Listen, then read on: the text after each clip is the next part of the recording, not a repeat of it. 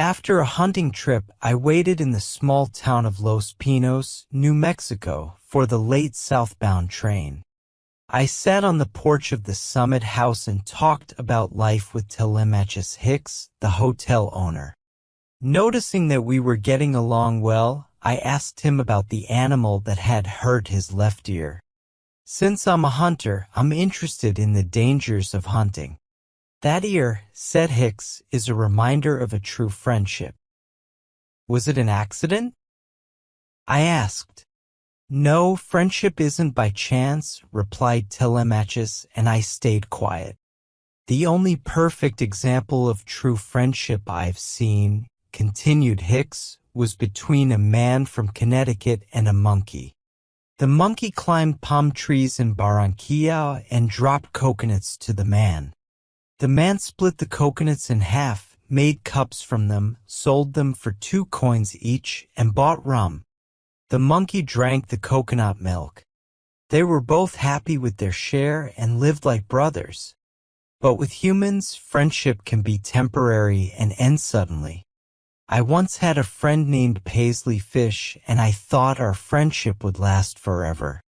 We did everything together for 7 years, mining, ranching, selling churns, herding sheep, taking photos, building fences, and picking prunes. I thought nothing could come between us. We were business partners and enjoyed our free time together. We had good times like Damon and Pythias.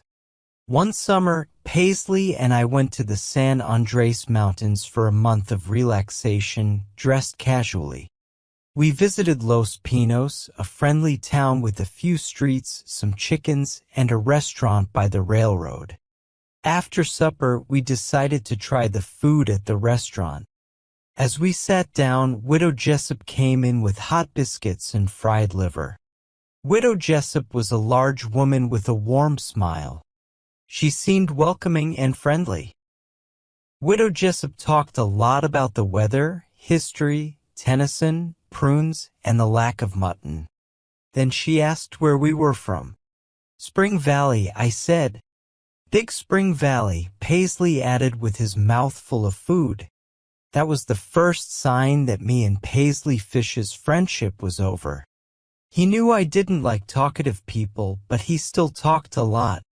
On the map, it was called Big Spring Valley, but Paisley usually just called it Spring Valley. After supper, we went to sit on the railroad track. We had been partners for too long not to understand each other. You know, said Paisley, I've decided to marry Widow Jessup and make her a part of my life forever, in every way. Yes, I replied, I figured that out, even though you didn't say much. And you know I plan to marry her too and change her name to Hicks. Your plan might not work, said Paisley, chewing on a piece of wood. I'd agree with you on anything else, but not this. Dealing with women is tricky. Friendship can get ruined in these situations. I'd do anything to help you, but not this time. I'm telling you this honestly. Then, I suggested a fair solution. I said, friendship between men is important. It dates back to ancient times when men had to protect each other from big lizards and flying turtles. Why should a woman come between us? Let's both try to win her over. I'll court her in front of you so we both have a fair chance. That way our friendship won't be affected, no matter who she chooses. Good idea, said Paisley, shaking my hand. I'll do the same. We'll both court her respectfully and remain friends no matter what happens. There was a bench under some trees next to Widow Jessup's restaurant where she used to sit after serving food to the train passengers. Paisley and I would go there after supper and try to win her affections. We were polite and waited for each other if one of us arrived first. On the first evening that Mrs. Jessup knew about our plan, I got to the bench before Paisley.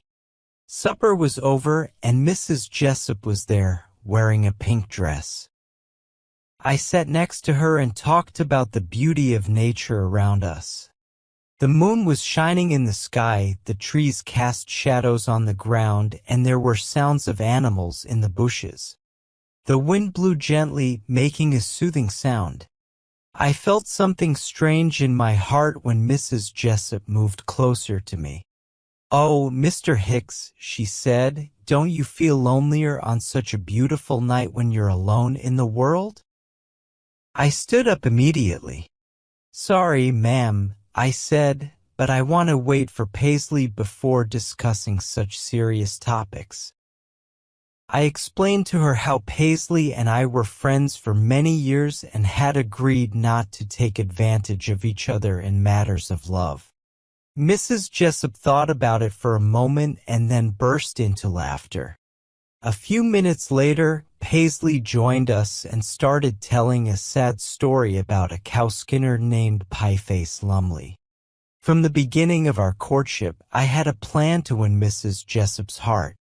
Each of us had our own way of trying to impress her.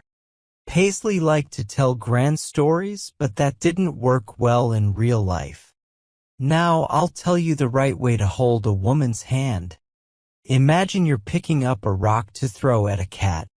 Pretend you don't have anything in your hand. Don't grab her hand too eagerly or awkwardly. That was my tactic.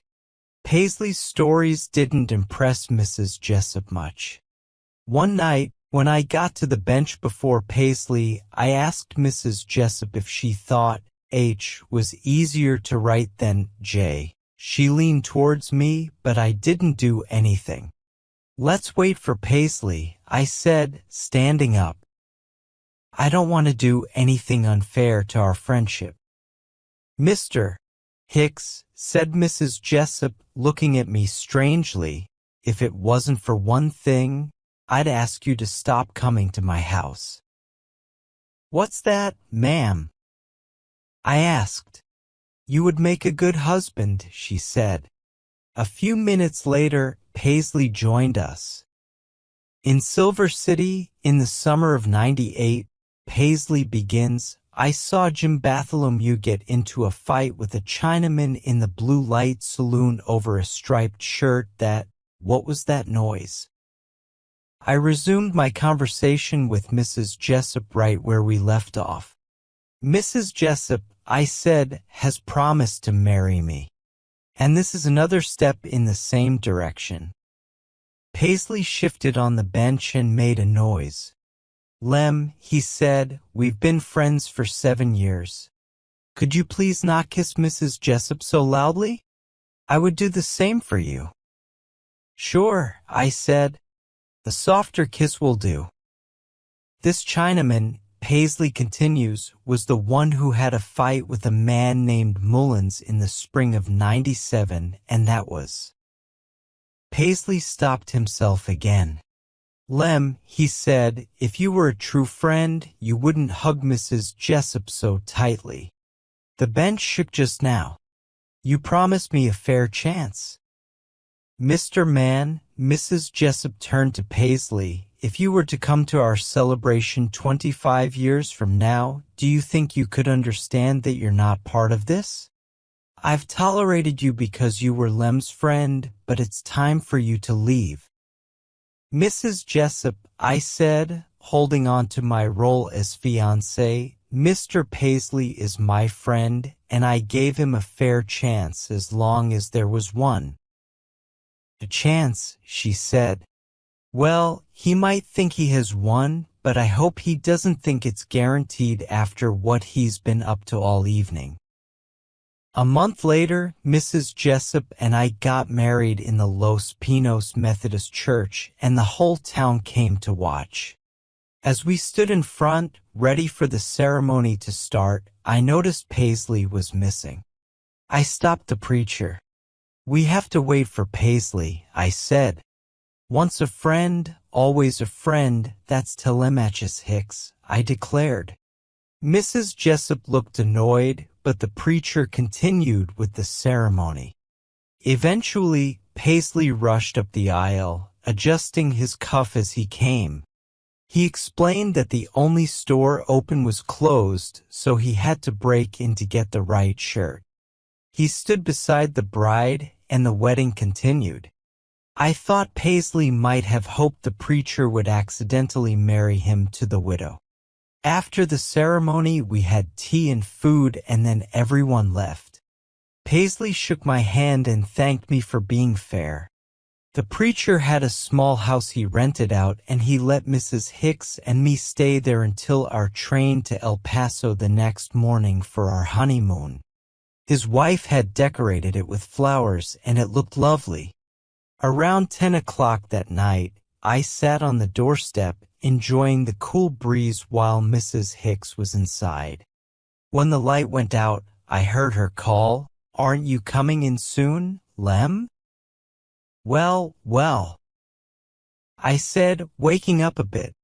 I was waiting for old Paisley to.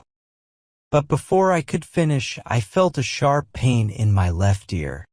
It turned out Mrs. Hicks had hit me with a broom handle.